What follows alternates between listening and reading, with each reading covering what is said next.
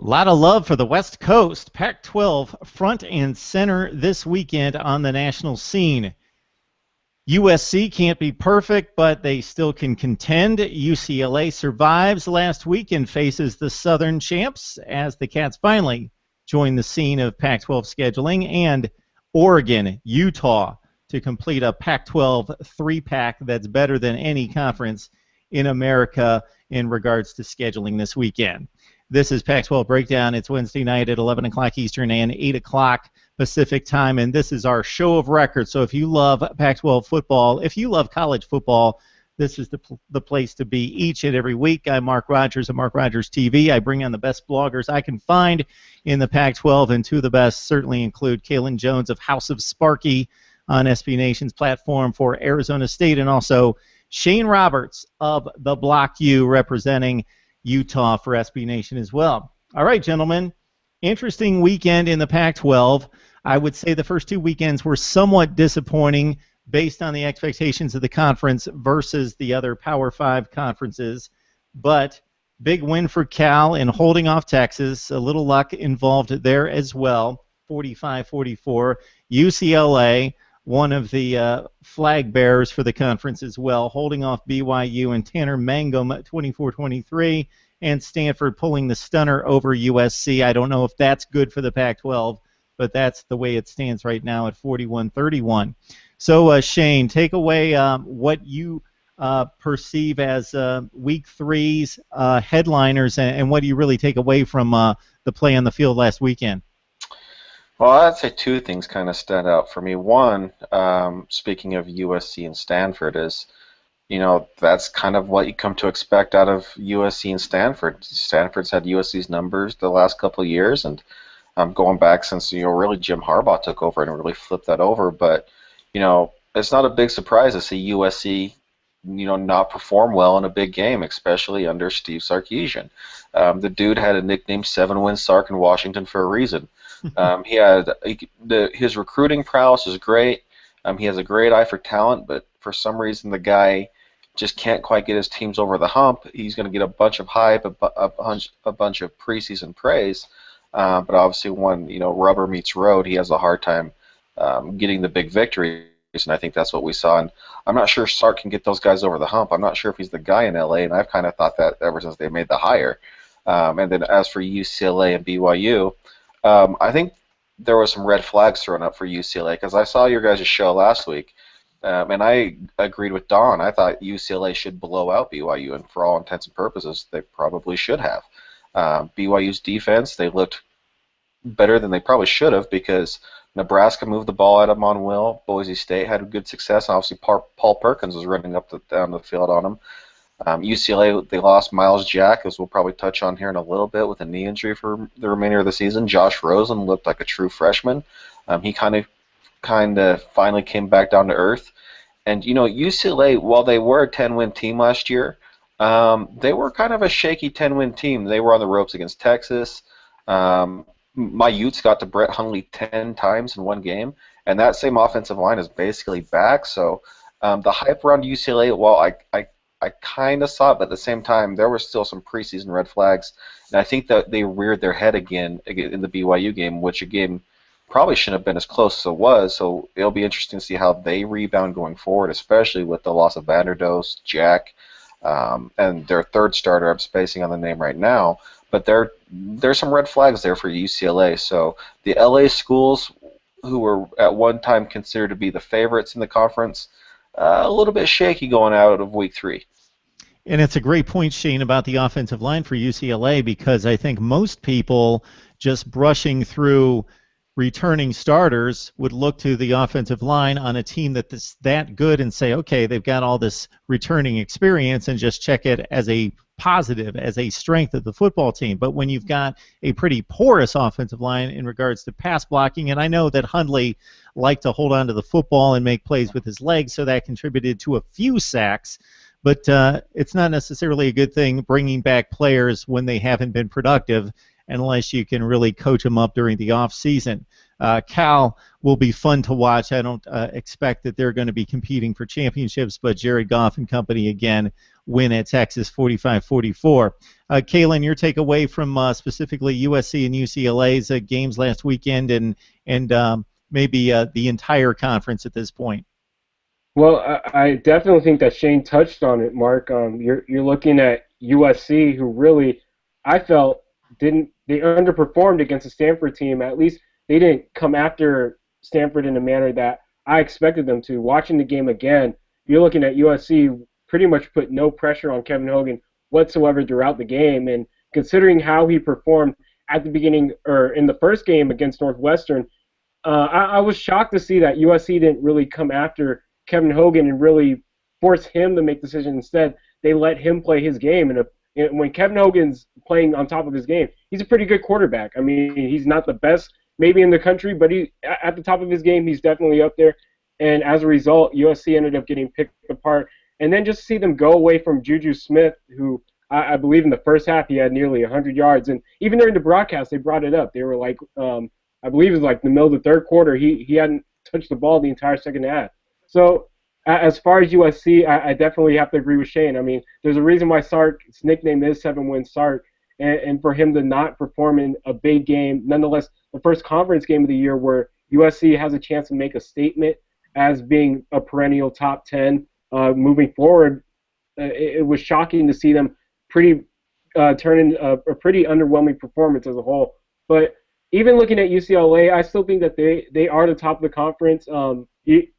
As far as Josh Rosen is concerned, he's a true freshman, like you guys pointed out.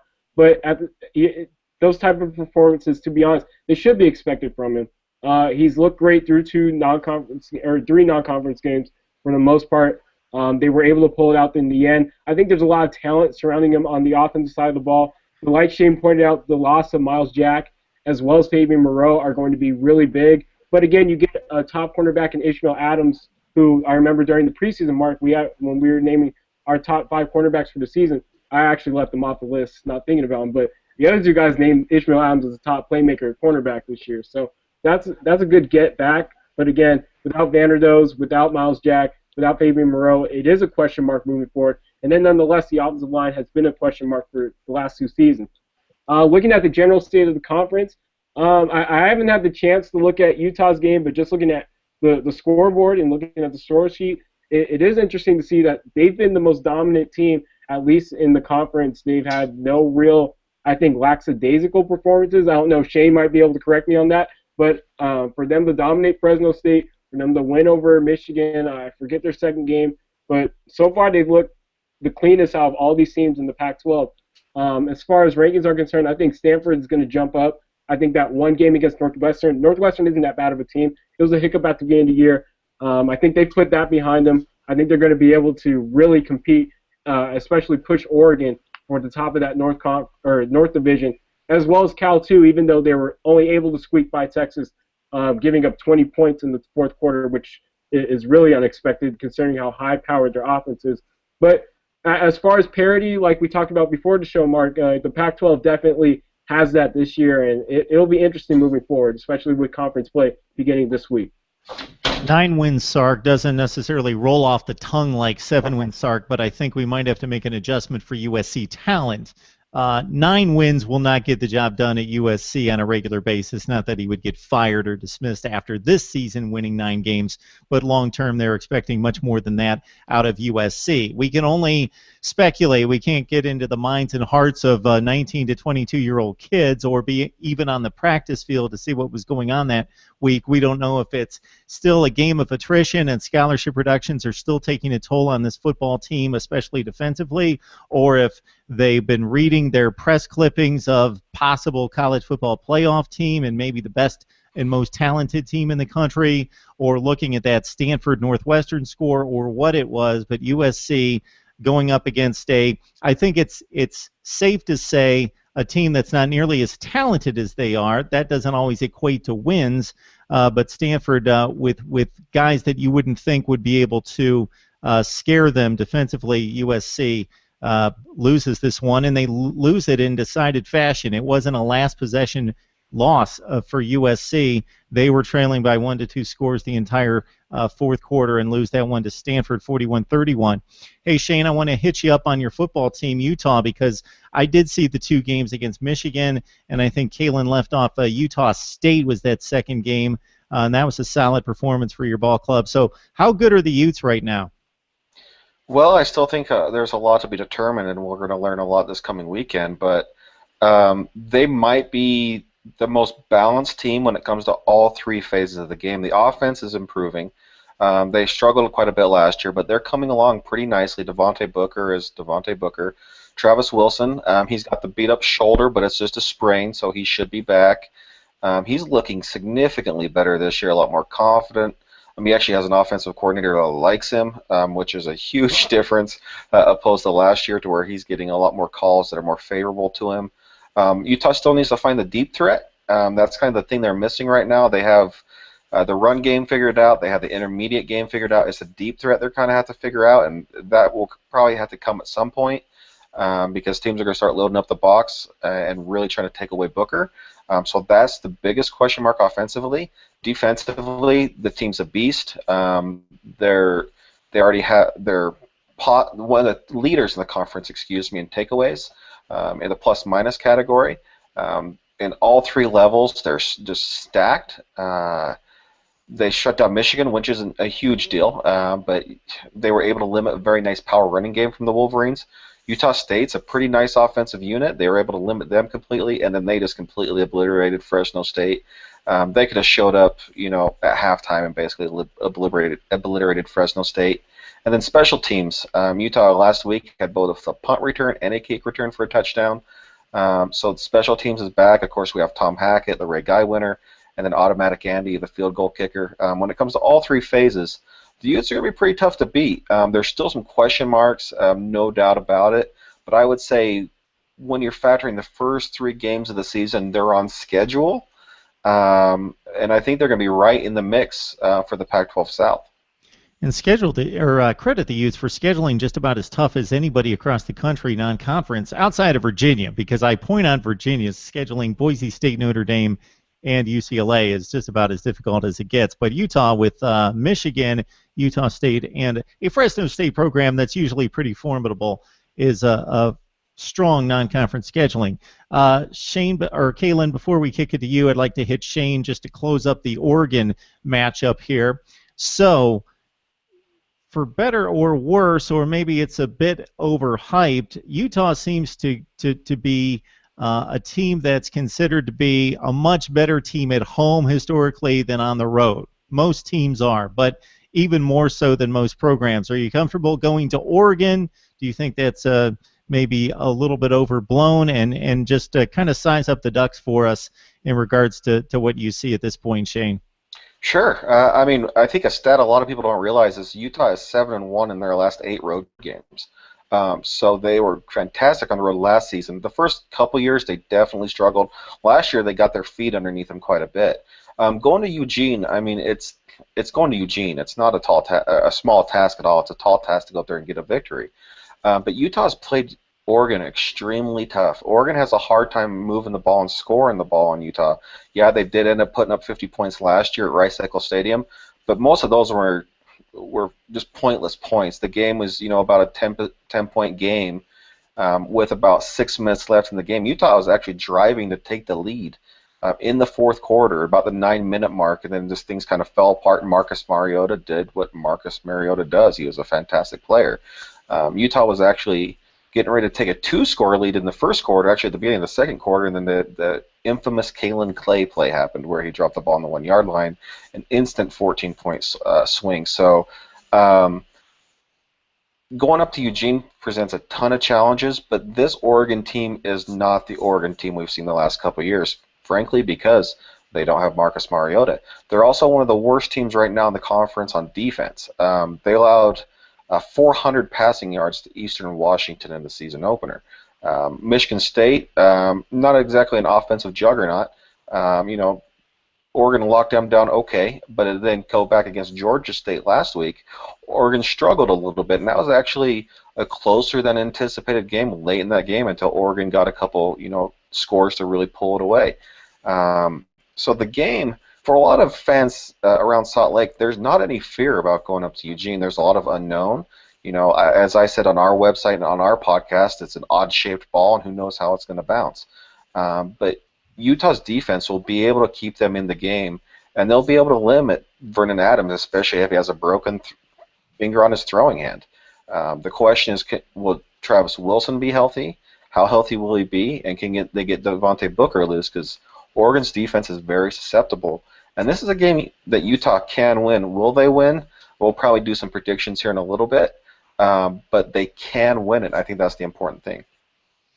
Yeah, Oregon very close to beating Michigan State on the road. A couple missed passes by Vernon Adams, who we came to understand more so after the game had the injury with the finger, had only 4 weeks in camp prior to the Michigan State game, and that's one of the tougher assignments in college football, to go to East Lansing, and they still were a play or two away from pulling off a minor upset at Michigan State. So this is a very formidable Oregon team that somehow dropped to number 13 in the country after losing to the current number 5 team at the time of the game, and now the second-ranked team in the country. I don't know why they plummet to number 13 in the country, but should make their way back up if they can get back on track to their winning ways. All right, Kaelen, let's talk about your beloved Arizona State team hosting USC. Trojans have to remember what happened to them at the Coliseum versus your Sun Devils at the wire last year. So give us your formula for an Arizona State win and what you expect to see this Saturday. Well, there's a lot of things that come into play for Arizona State to pull off the upset again. As far as the running game is concerned, they're going to have to be able to control the clock, I think. Not only that, but they're going to have to be able to sustain or prevent USC's defensive line from getting in on Mike Bercovici. We've seen throughout the first couple games. That's been the issue, especially at left tackle. Evan Goodman, Billy McGee, they've both struggled at the tackling spots, which is surprising because coming into the season, Arizona State's offensive line was supposed to be considered one of their strengths, but to this point, it really hasn't been thus far. Another thing is going to be converting on third down. Like Stanford did a really good job against USC converting.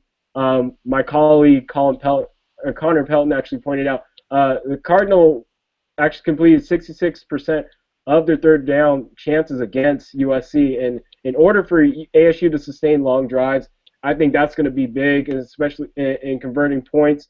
You're definitely going to have to be successful in the red zone. Throughout the first couple of games, ASU's offense has really sputtered throughout the first couple halves and quarters, and we saw that not only against Texas A&M, but against Cal Poly and against New Mexico, who are two teams that Arizona State was relatively expected to blow out.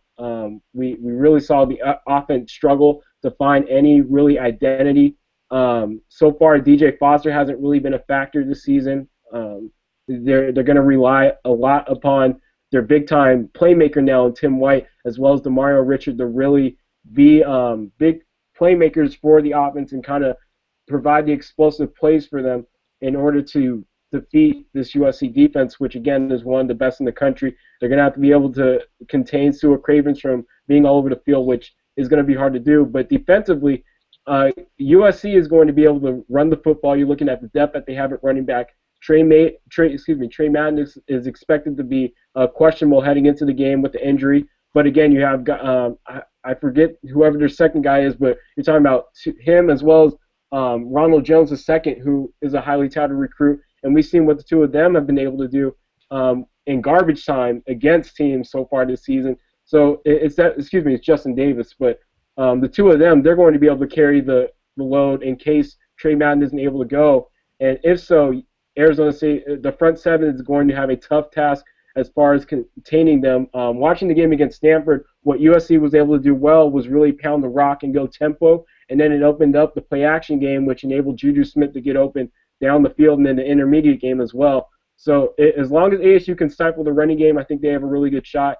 Juju Smith is going to be productive as well. It's going to be interesting to see how that really aggressive style of defensive play that Todd Graham likes to incorporate defensively can withstand against leaving their defensive backs on islands against these guys like Juju Smith, Dory Jackson, But it's going to be interesting as far as containing those guys. But as I told you before the show, Mark, I'm really unsure of what to make of this game. I think it really comes down to whether or not USC comes in prepared like they looked the first couple of games of the season, or it could be a game similar to last year where you get up into the fourth quarter where it seems like USC is comfortably in the lead and ASU just finds a way like they did last week against New Mexico. But if ASU wants to have any shot at winning this game, they can't wait until the second half, nonetheless the fourth quarter, to get going. And it's going to come down to how the offense performs against this USC defense. Yeah, Justin Davis was actually a kid for USC that broke onto the scene as a lowly regarded recruit, at least based on USC standards. He caught Lane Kiffin's eye in training camp in spring drills and gained a lot of carries as a freshman. Then Buck Allen took over the job, and Justin Davis has received minimal carries over the last couple of years, but he should play an integral role in this game for USC going to Arizona State. So much is placed on the college football playoff, Kaelen, and so much attention and talk, and we've got the longest offseason of any sport imaginable, talking about college football, to talk about this, that so much rides from a perception standpoint on the opener. If you play an opener like Utah and Arizona State did, and especially the Sun Devils and taking on Texas A&M, lose that game and lose it decidedly, has some air been taken out of Sun Devil Nation because of that?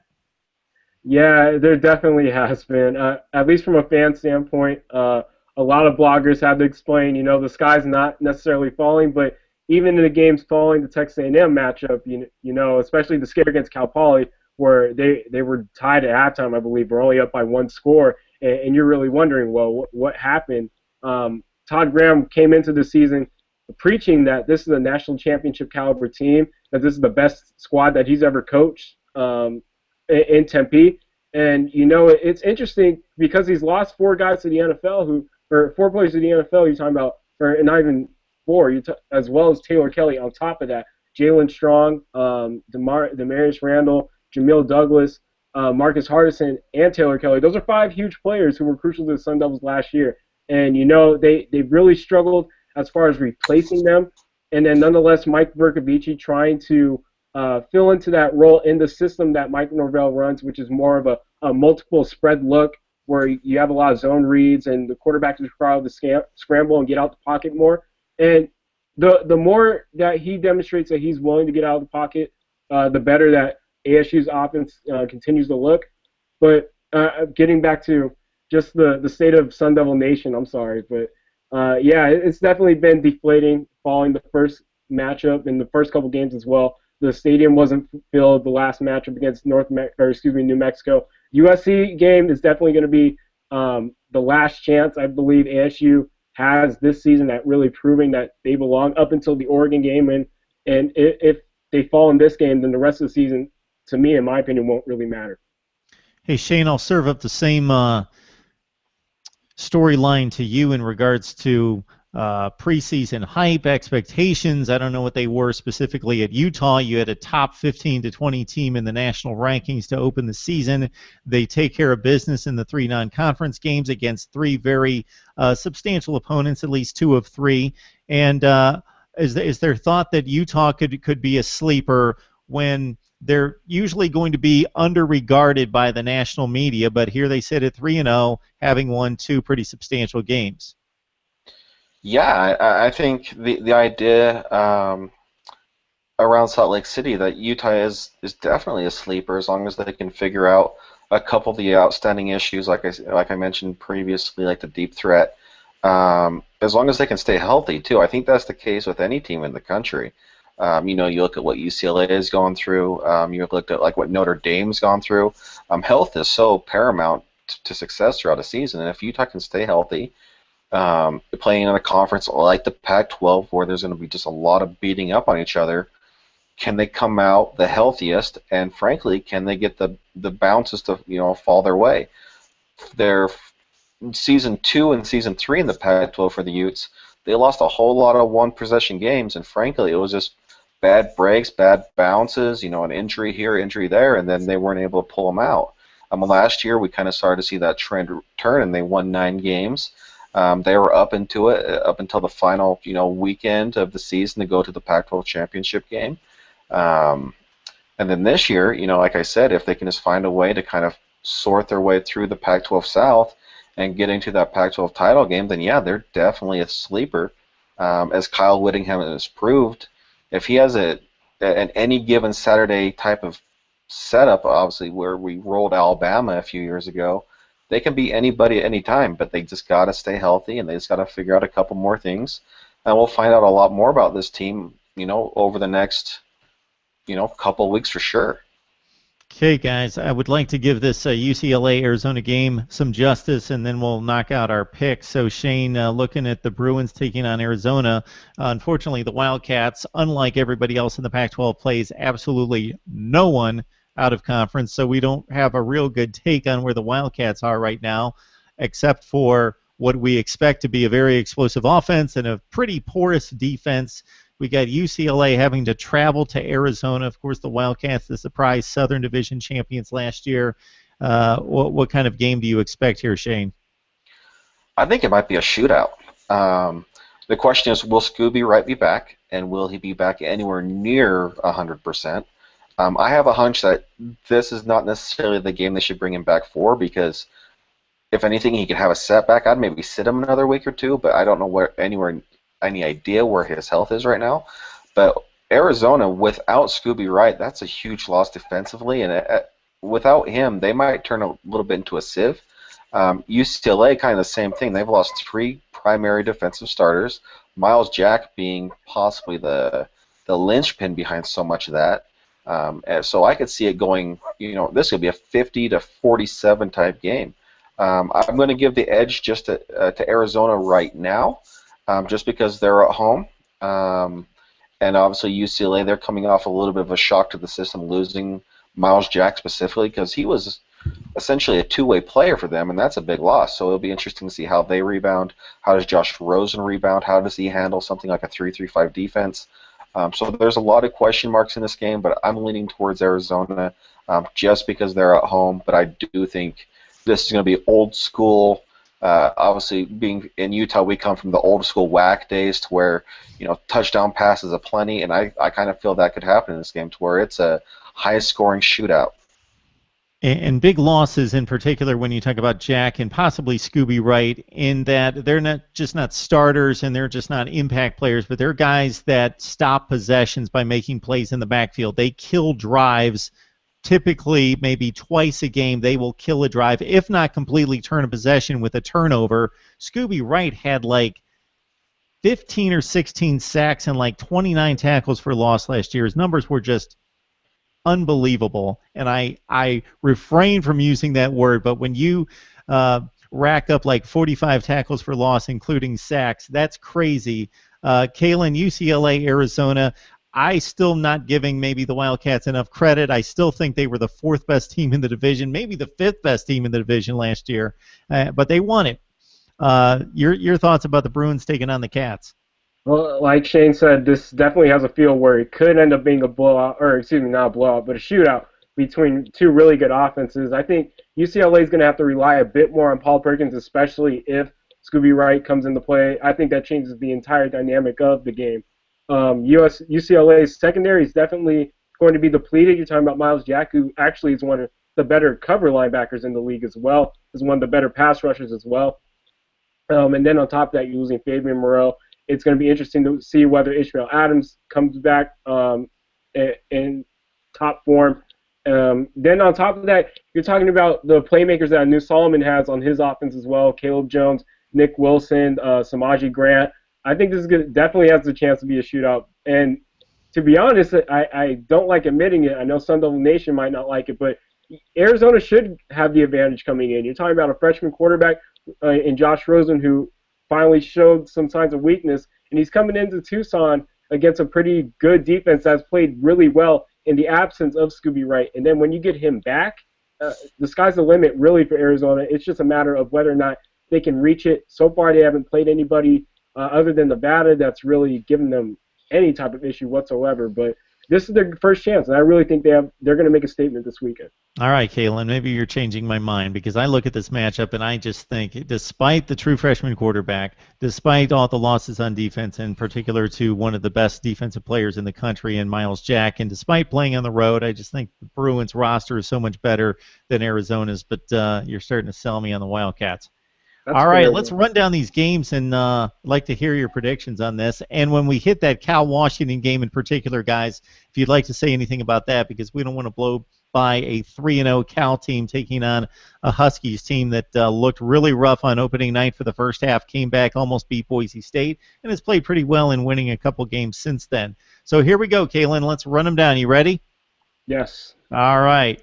We got Stanford coming off the huge win, now 2-1, going to Corvallis to take on the Beavers of Oregon State. I'm going to take Stanford in that one for sure. I don't know if it'll be as high scoring as the USC game was, but I think Stanford's going to be able to dominate that game. I'll take them. I'll say 27-17. All right, so we got scores coming our way from Kaelen. So for those people that love to handicap games, if you guys do really well, you'll up our ratings and our viewership if people know that they can count on handicapped games correctly. The one throwaway game, Nicholls State at Colorado. I'll take Colorado. Yeah, not even a question. I don't know if I'll score for that one, though. We've got a pretty entertaining game here, Kaelen, with Cal taking on Washington. I think Cal is actually one of the most underrated teams in the conference. I think they'll end up pulling that one out. Washington's defense is pretty good, too, so seeing how Goff goes up against the defense will be interesting, but I think Cal ends up winning that one. All right, Kaelen, our three biggies. 3-0 UCLA going to Arizona to take on the undefeated Wildcats. I'm going to take Arizona to the dislike of Arizona State fans. I think they pull that one out at home. We got Utah going to Oregon to take on the 2-1 Ducks. Oh, Shane really convinced me saying that they're 7-1 their last 8 away games, but I think Oregon will figure it out this week. I'll take them. And finally, we got your Arizona State Sun Devils hosting USC. I think Arizona State might get blown out, to be honest. I think USC might run away with this one and not give it back like they did last year, so I'll take the Trojans. Really? Yeah. All right, Shane, let's run them down here. We got Oregon State 2-1 after losing to Michigan, hosting Stanford. I'm going to take the Cardinal. It's going to take a couple of years for Gary Anderson to get the Oregon State program going the way he wants. They have a lot to figure out. They're just way too young, like Stanford, to win. Probably on the same score. It's a 14 to 17 point game for sure. Okay. We got the Buffs of Colorado hosting Nicholls State. I don't know anything about Nicholls State, but I wouldn't be surprised if Colorado struggles because that's just how Colorado's been the last couple of years, but I'll take the Buffs. Yeah, last couple of years. 10, something like that. Yeah. We got pretty entertaining matchup, I think, with the Huskies hosting at Cal and Jared Goff. This one's interesting because it is in Husky Stadium. Washington has a pretty solid defense, but Jared Goff's just the real deal. I'm going to have to go with Cal. I think he's the difference maker. There are definitely some red flags after having them let Texas back into the game like they did, but I just don't think Washington has the playmakers on offense right now. Yeah, I saw the Washington-Boise State game, as you guys probably did, and the Huskies really got after Boise State on defense after the first couple drives of the game, so it'll be interesting to see if Cal's offensive line's able to hold a very talented front seven for the Huskies that gives them a chance in this game. All right, the big three. Shane, we've got UCLA traveling to Arizona. I like Arizona just for the sheer fact that they're at home. They're riding a little bit of momentum. Obviously, they've been beaten up on dogs, but they still have some momentum at home. And I still think just the losses of Miles Jack and Vanderdoes and just all that just has to be just a mental strain on UCLA, so I'm going to take Arizona. All right, the next big one with USC going to Arizona State. Oh, man. Geez, this one's really tough. I'm going to go with ASU to bounce back a little bit. Them at Sun Devil Stadium. Arizona State's always tough to beat down in Tempe. I have zero faith in Sark, partially because he's a BYU guy, but just the fact that he has a hard time handling talent, and I think ASU, I think they'll get him this time. All right, and finally, your Utes going to Oregon. Oh, man.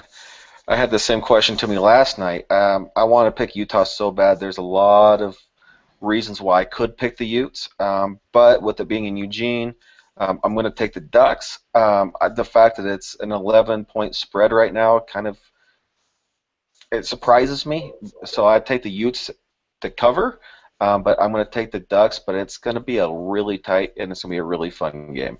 More handicapping. I like it. So for the record, I'll throw it out there since Jack Fullman from Pacific Takes is taking down our picks. I'm going Oregon State, Colorado, Cal, going UCLA, Oregon, and USC, and I reserve the right to change those when I send my email to Jack before the first game's played, since I just knocked those off the top of my head. But always a good discussion with you guys to talk of Pac-12 football, and we'll do more next week. And especially with the South Division and so many good teams with 5 very strong teams, the matchups just keep coming each and every week. So this is just kind of the first round of those Pac-12 South teams getting together and figuring things out and who we could possibly see in the championship game and beyond. So for Shane Roberts from the Block U on SB Nation, and also Kaelen Jones representing the House of Sparky as well for Arizona State on SB Nation. Guys, we appreciate the time, and this has been the Pac-12 Breakdown.